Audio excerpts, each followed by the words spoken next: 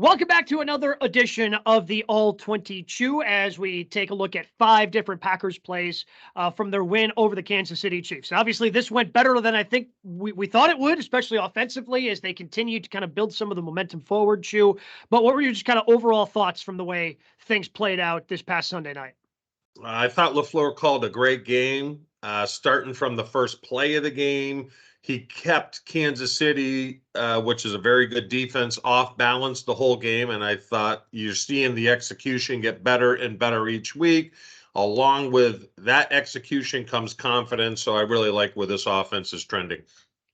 All right. You mentioned the first play of the game, and that's where we are going to start this week with our breakdown here in the All 22. So technically this ends up being a pass chew because the way that teams like to run this, especially out of the shotgun when they want to end around, it's just kind of pop it forward. That way, if something goes wrong in the play, a receiver drops the ball or whatever, it's not a fumble. It just ends up being an incomplete pass. But Jaden Reed picking up 9 yards right away to start the game. And second week in a row with the Packers doing something a little different, a little more aggressive to start the game. So let's take a look.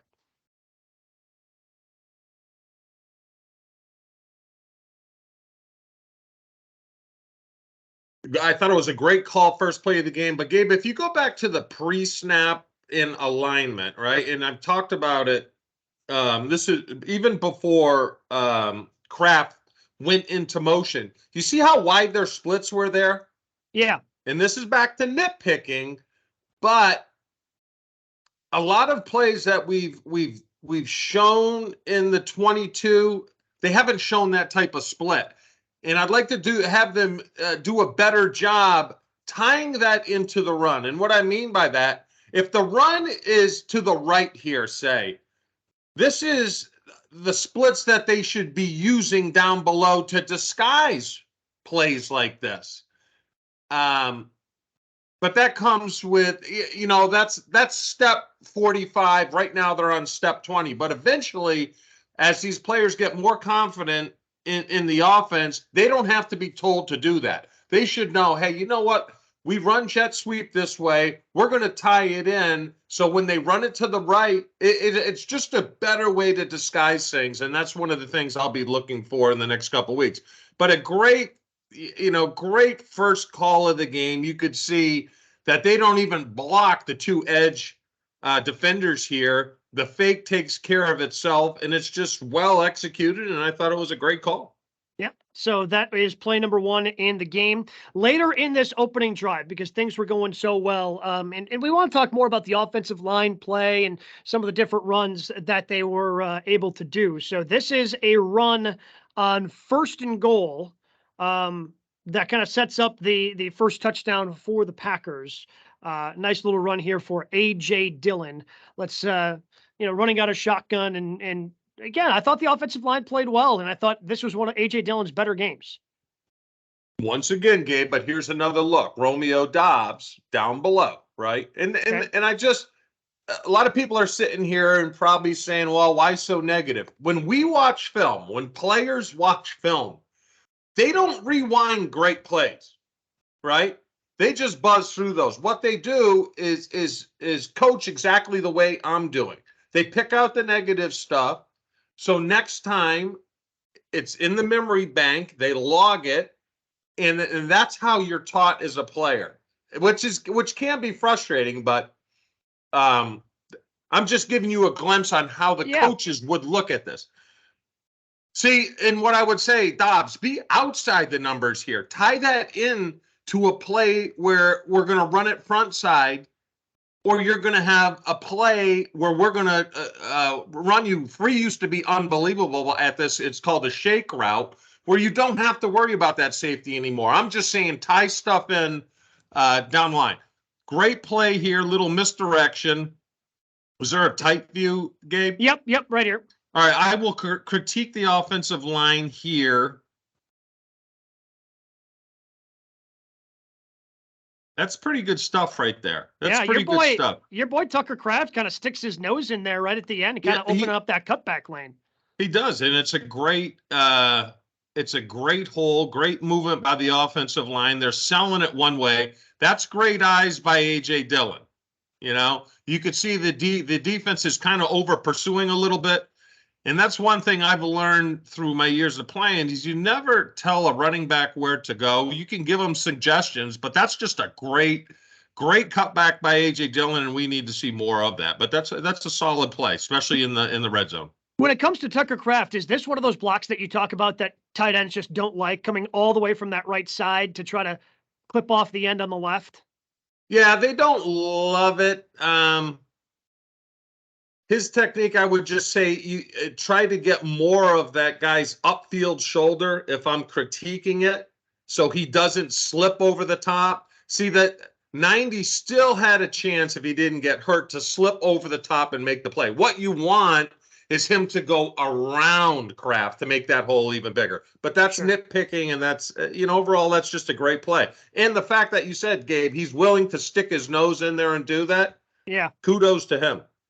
I feel with tight ends, that's half the battle. So speaking with tight ends, we're going to keep it here with Tucker Kraft. Just kind of a play to start off a drive on their second drive to kind of get things rolling from an offensive standpoint. I think this was a game, especially with Luke Musgrave, who looked like he was finally starting to develop. We really didn't know that much about Tucker Kraft. He really seems to be kind of coming into his own here off a little play action, ends up getting some yardage on a play here. So again, a little creative where they bring Pearson in motion to the backfield, fake the pitch, and that kind of opens up the backside here for Kraft. Great play. The only thing I would say there, Gabe, is see how he flattens it out at the top of the route? Yep. And that's what happens when you have a tendency to turn your shoulders. And that's why I think I talked about it in the second week. You just want to turn your head. See how he turns his shoulders, which causes you to flatten out. Nitpicking once again, but if he keeps that 5 yards higher, it's an easier throw for the quarterback, and he gains probably another 5 yards. So he should be up around the 38, ideally. But that's another coaching point. When you turn your shoulders like that, it causes you to flatten out. Nitpicking, but a great call, little play action pass, something they saw throughout the week. And he's starting to come into his own. Yeah, really is. I thought the offensive line really played well, and on the second touchdown of the game, so it ends up being later here. It's probably going to look better here, probably even from the tight view once we get to that angle of it. But the touchdown here to Christian Watson ends up being, I think that this is a play that takes a long time to develop. Like, that's such a clean pocket. Jordan almost kind of panics as he gets to the top, but then realizes there's no reason to panic before he gets it to Christian Watson there. But I thought this was a great job by the O-line. Yeah, my guess is that he is not the number one read here. It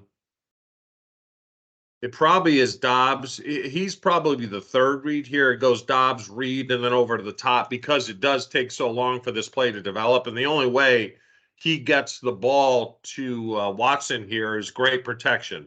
Now, the left tackle a little bit on skates, right?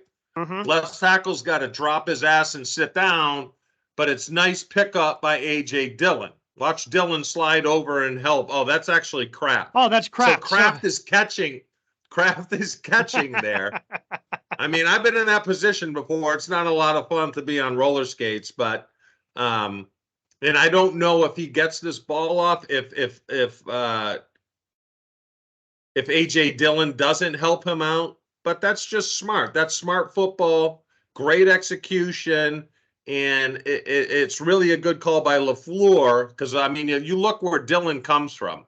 They knew that the tight end was going to need help. They addressed it, and that's why that play was successful. Yeah, it ends up being, again, a long developing play, and, the offensive line, again, holds up for Jordan Love. So the last play I want to look at, because this ended up being a pretty important game. Now, a pretty important play. Now, it ultimately did not matter because the Kansas City Chiefs didn't score at the end, but the Packers have an opportunity to put the game away.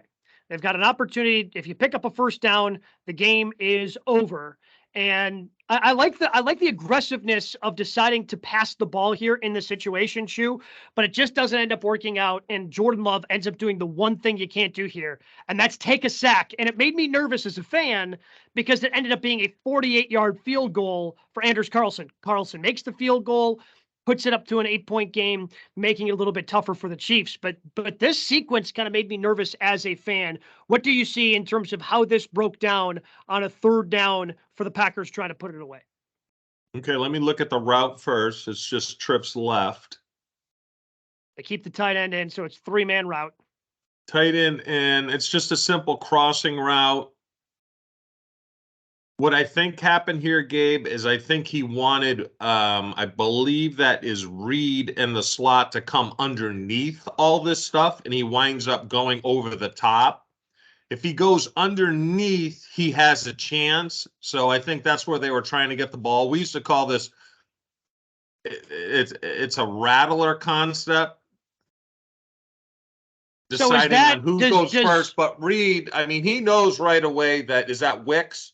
Yeah, that's Dontavian Wicks on the inside here. He knows Wicks doesn't have a chance, but, and we talked about this, Reed has got to put it in the ground and come flat just to give him a chance. I mean, they cover it pretty well. Jordan just needs to take his lumps, throw it away. I think he has enough time. Let me just take a look at the O-line protection.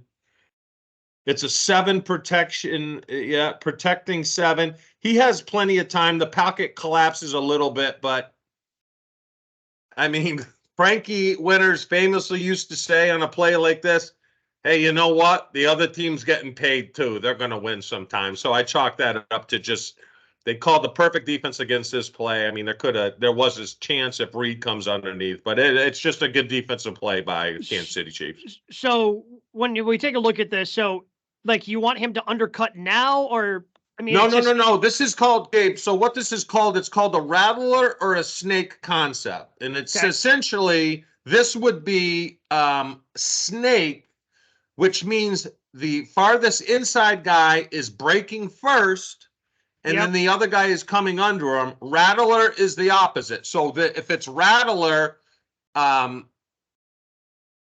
Reed is setting the pick, and then he's coming in second. Okay. You see what I'm saying? Yeah. So they just mirror one another, as opposed to as it's telling which guy you are setting the depth, the other guy is coming off of you. Mm-hmm. So Reed, the only chance he had is to recognize that safety is going to double him, to come tight, and that ball would have to be out soon as he's into his cut. Like it's got to come out right now if he comes underneath, because there's a small window like on the 5-yard line. Overall, Gabe, you got to tip your hat to the Kansas City Chiefs because they had a great defensive call. They made the play. That's all that is. But again, ends up working out. Carlson hits the field goal. Packers offense has been playing well. We'll see if they can continue it this week against the New York Giants. Chew, always appreciate it, bud. All right, buddy.